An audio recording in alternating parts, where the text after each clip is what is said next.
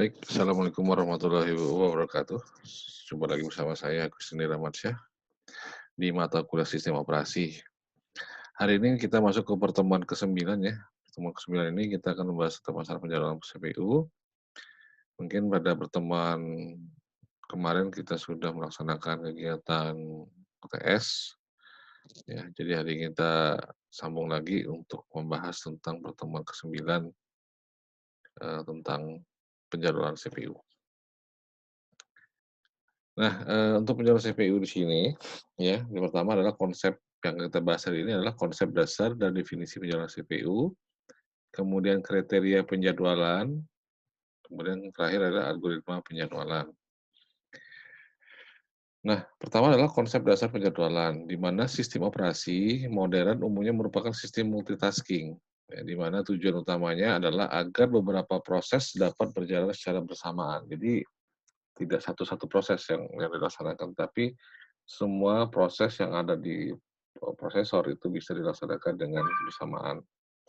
Pemanfaatan CPU maksimal diperoleh dengan multiprogramming, ya, di mana CPU I/O bercycle pelaksanaan proses terdiri dari suatu siklus tunggu, I/O, dan eksekusi daripada prosesor atau CPU tadi.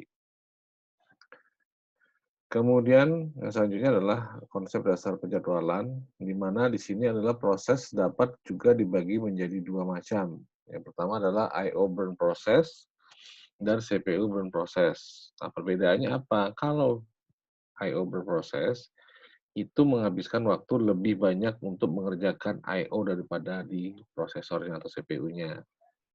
Jadi I/O burn process ini dia lebih lama membaca proses, input dan output, proses baca dan tulis, ya, proses data masuk dengan data yang akan dikeluarkan, itu yang lama diproses. Tetapi untuk CPU burn process ini kebalikannya. Jadi dia lebih mengutamakan pembacaan atau pengolahan proses yang ada di prosesor atau CPU dibanding dengan, permintaan I/O, input output, gitu. Nah, sistem dengan kinerja yang terbaik akan memiliki kombinasi proses antara kedua tadi, I/O burn process dan CPU burn process.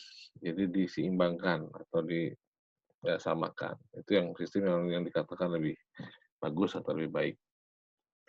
Nah, definisi dari penjadwalan proses di mana kumpulan kebijaksanaan dan mekanisme sistem operasi yang mengatur urutan dan jangka waktu eksekusi proses-proses yang aktif. Tugasnya adalah untuk memilih proses, menentukan kapan serta berapa lama proses tersebut boleh menggunakan prosesor. Nah, di sini juga ada namanya komponen penjadwalan proses. Ya, nanti akan kita bahas. Yang pertama adalah antrian penjadwalan, di mana di situ ada ready queue, ada I/O queue, ada job queue. Kemudian untuk penjadwalannya ada short term schedule, ada medium term schedule, ada long term schedule. Jadi ada short yang singkat, medium yang menengah, ada juga yang long, yang panjang, yang lama ya. Yang pertama kita akan membahas tentang penjadwalan. Suatu program dengan algoritma tertentu yang menyeleksi program yang akan dieksekusi, di mana di sini ada ciri schedule-nya, ada penjadwalan jangka pendek atau short term schedule, ada juga penjadwalan jangka menengah, dan yang terakhir adalah dispector. Kita akan bahas satu persatu. Penjadwalan jangka pendek ini menyeleksi proses yang berada di antrian ready, yang antrian yang siap untuk dilakukan pengolahan data. Sedangkan penjadwalan jangka menengah atau medium term itu jika ruang memori utama tidak cukup menampung proses, maka sistem operasi akan melakukan swapping, yaitu memindahkan image proses ke memori sekunder atau memori eksternal seperti disk, flash disk, dan lain-lainnya. Umumnya yang dikorbankan adalah proses yang berstatus blockade atau menunggu event. Jadi proses-proses yang sifatnya menunggu, nah itu akan dikorbankan atau dipindahkan ke memori sekunder seperti disk, kemudian flash disk, dan lain-lainnya ya. Jika event sudah selesai, maka image proses tadi harus dibalikan lagi ke memori utama, dibalikin lagi. Jadi tidak dibiarkan di memori sekunder, harus dibalikin ke memori utama. Medium term ini bertugas menyeleksi proses yang akan di-swapping atau swap out dan yang akan dikembalikan ke memori utama atau di-swap in lagi. Jadi setelah dibalikin, setelah dipindahkan ke memori sekunder, maka setelah selesai proses, maka data tersebut dibalikin lagi ke memori utama, gitu. Nah, kemudian yang C adalah dispatcher, ya. Itu suatu program SO yang berfungsi melakukan pengalihan eksekusi dari proses yang running ke proses yang dipilih oleh short-term scheduler. Bertugas memindahkan isi register prosesor ke PCB proses yang dihentikan. Ini terdapat waktu yang terbuang atau CPU idle, ya, di mana spekter ini menghentikan satu proses yang menjalankan proses lainnya. Ini akan menghentikan proses dan menjalankan proses lainnya. Nah, dari penghentian proses tersebut sehingga akan mengakibatkan waktu banyak yang lebih terbuang atau tidak terpakai, ya. Dalam melakukan penjadwalan proses, sistem operasi mempertimbangkan sejumlah faktor. Pertama adalah keadilan, efisiensi, waktu tanggap, waiting time, dan turnaround time. Nah, ini akan kita bahas satu persatu. Yang pertama adalah keadilan. Keadilan di sini memastikan bahwa setiap proses mendapatkan giliran yang adil. Tetapi adil di sini tidak selalu berarti jatahnya sama dalam waktu yang sama, bukan seperti itu. Perlu dipastikan tidak terjadi proses yang tidak terlayani dalam jangka waktu yang lama. Jadi adil di sini dalam arti kata semuanya pasti akan diolah datanya, tetapi setiap proses tersebut waktu yang digunakan tidak mungkin harus sama, tapi harus yang berbeda-beda gitu. Karena tergantung mungkin banyak faktor. Mungkin tergantung daripada data yang diolahnya besar atau kecil, itu kan pengaruh dari waktu prosesnya kan. Seperti itu. Itu disebut dengan keadilan. Yang kedua adalah efisiensi. Penggunaan waktu CPU atau CPU time seoptimal mungkin prosesor terpakai terus-menerus selama masih ada antrian ready atau antrian yang siap untuk digunakan. Ya.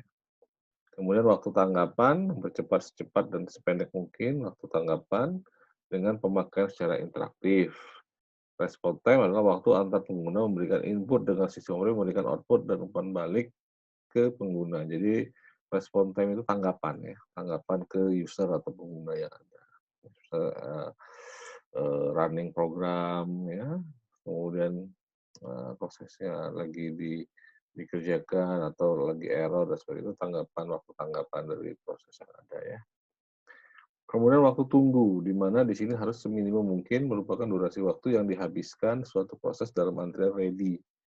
Jadi dia ada proses waktu tunggu dalam proses yang sedang siap untuk diolah, gitu lah. Ya, gitu. Itu disebut dengan waktu tunggu. Kemudian yang terakhir adalah turnaround time, ya, di mana di sini harus seminimum mungkin merupakan durasi waktu dari suatu proses atau job masuk ke dalam sistem sampai dengan selesai. Jadi awal proses sampai dengan akhir proses. Itu disebut dengan turnaround time. Kemudian masih ada satu, ya, throughput, ya, di mana di sini adalah jumlah kerja. Nilai throughput harus tinggi karena lebih tinggi angka throughput maka lebih banyak kerja yang dapat dilakukan sistem. Jadi semakin throughputnya tinggi maka sistem yang pengolahan datanya semakin banyak, gitu, semakin panjang. Oke, yang selanjutnya adalah kriteria penyaluran yang optimal. Yang pertama adalah memaksimumkan utilisasi CPU, memaksimumkan throughput, meminimumkan turnaround time, ya, kemudian meminimumkan waiting time, dan yang selanjutnya adalah meminimumkan respon time. Jadi ada 5 kategori ini yang ideal, ya, dalam proses penjadwalan. Kemudian strategi dasar penjadwalan. Yang pertama adalah non-preemptive, ya, dan yang kedua adalah preemptive.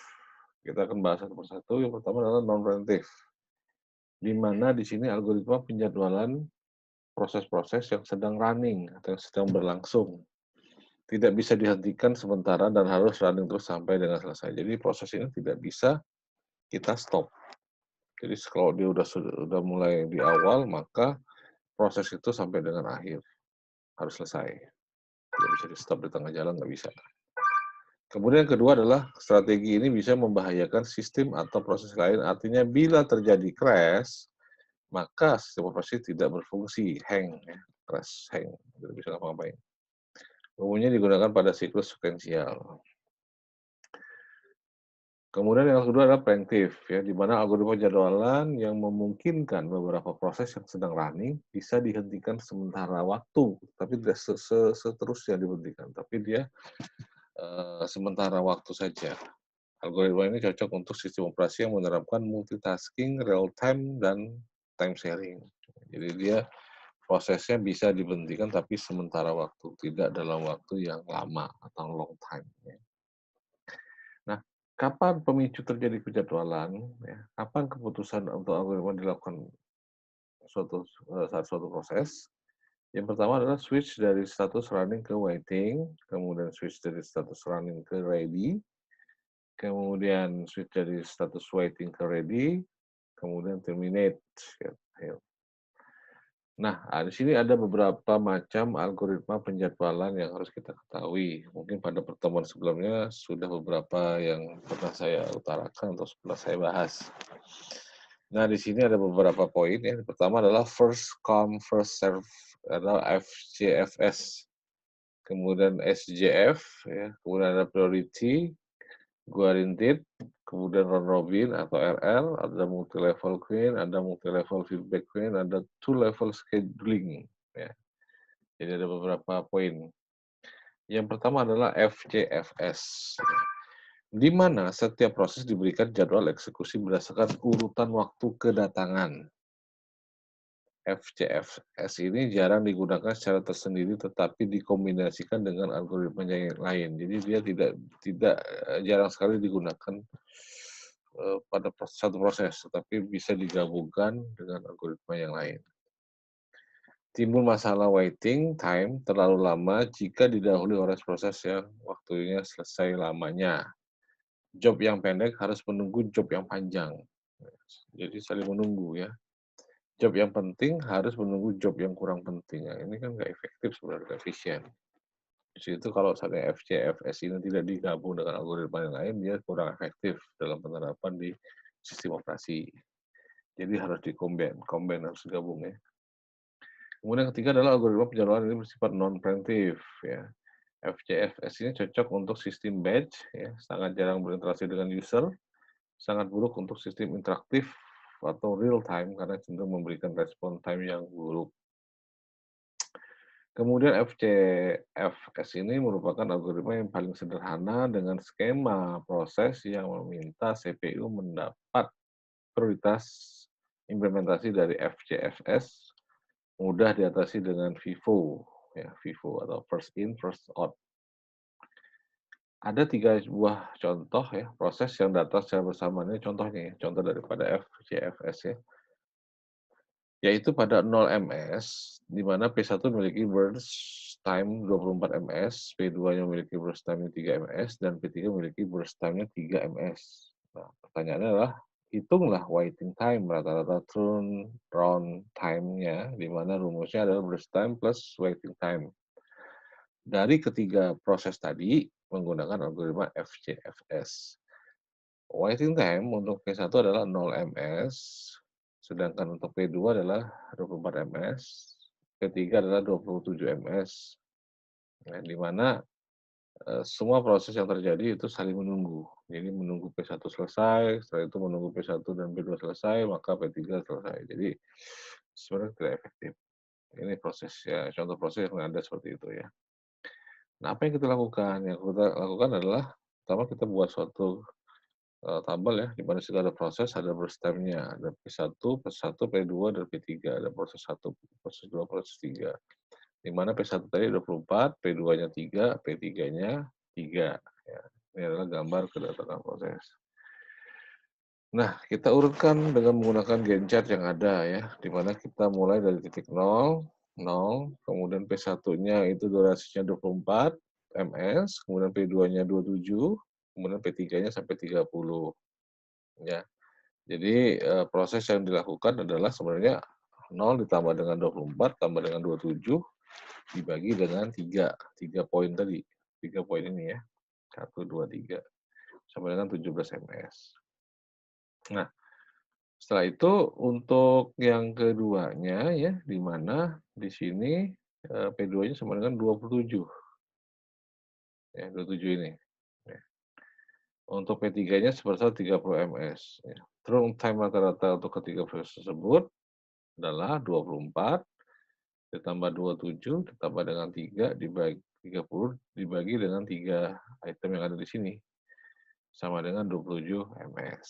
Seperti itu, gampang ya. Nah, ini adalah rumusnya ya, rumus perhitungan waiting time dan average waiting time. Ya, P10, P2 24, P3 27, di mana habis itu kita bagi 3 sama dengan 17. Kemudian SJF atau shortest job first ya. Penjadwalan SJF ini proses yang memiliki CPU paling kecil dilayani terlebih dahulu. Jadi dilihat paling kecil tersebut harus dilayani. Di mana terdapat dua skema. Yang pertama adalah non-preemptive, ya, di mana CPU memberikan pada proses, maka tidak bisa ditunda sampai CPU selesai. Sedangkan preemptif, jika proses baru datang dengan panjang CPU lebih pendek daripada sisa waktu proses yang saat itu sedang dieksekusi, maka proses ini ditunda dan digantikan dengan proses yang baru. Skema ini disebut dengan shortest remaining time first. Jadi seperti itu. Jadi kalau saja proses tersebut tidak kompeten atau tidak bagus, maka akan digantikan dengan proses yang baru ya. Kemudian SJF ini non-preemptive, preemptive adalah algoritma yang menjalankan proses berdasarkan proses yang dengan burst time terkecil, ya, dilihat daripada faktor yang terkecilnya. Nah, kalau kita lihat di sini adalah prosesnya P1, P2, dan P3, dan P4, di mana burst time-nya ada 7, 4, 1, dan 4. Gambarkan, pertanyaannya adalah gambarkan Gantt chart SJF non-preemptive-nya, kemudian buat tabel waktu tunggu, hitung rata-rata waktu tunggunya atau average waiting time-nya. Kalau kita lihat di sini sama seperti tadi ya, ada P3, P2, P4, P1, di mana waktu tunggunya adalah 9, 1, 0 ya, 5 ya, 5. Jadi rumus yang kita pakai adalah 9 plus 1 plus 0 plus 5 dibagi dengan 4 yang ada. 4 itu jadi jumlahnya 3,75 ya, ms. Mana yang kita bagi adalah 15 dibagi dengan 4. Kemudian SJF algoritma memungkinkan adalah yang paling optimal karena ia memberikan rata-rata minimum waiting untuk kumpulan dari proses yang mengantri. SJF ini algoritma penjadwalan yang mengisikan proses yang lebih pendek, menghentikan proses yang sedang jalan. Jadi ini kalau kita lihat di sini adalah P1, P2, P3, P4-nya 0, 2, 4, dan 5. First time-nya 7, 4, 1, dan 5. Nah, ini adalah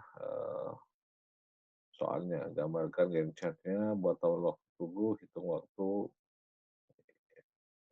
average waiting-nya. Nah, sama seperti tadi ya, 0, 2, 4, 5, 7, 11, 18, di mana P1 sampai P4-nya 11 dikurangi 2 dulu sama dengan 9, 5 dikurangi dengan 4, 1, 4 kurangi 4, 0, 7 kurangi 5 sama dengan 2. Nah, dari hasil tadi maka kita jumlahkan kemudian dibagi 4. 4-nya dari mana? Dari proses yang ada di sini, ada 4 proses. Jadi hasil akhirnya adalah 12 dibagi dengan 4 sama dengan 3 ms. Nah, ini adalah beberapa tugas yang mungkin nanti Anda atau kalian bisa kerjakan. Ada tugas 1, tugas 2, tugas 3, dan tugas 4. Jadi tugas tersebut nanti Anda kerjakan, nanti tugas tersebut hasil jawabannya akan dikumpulkan di GS juga. Mungkin itu aja penjelasan singkat dari saya tentang penjadwalan proses di pertemuan ke-9. Apabila ada pertanyaan bisa diajukan di GC ya, atau di WA. Akhir kata saya ucapkan terima kasih. Wabillahi taufiq wal hidayah. Wassalamualaikum warahmatullahi wabarakatuh.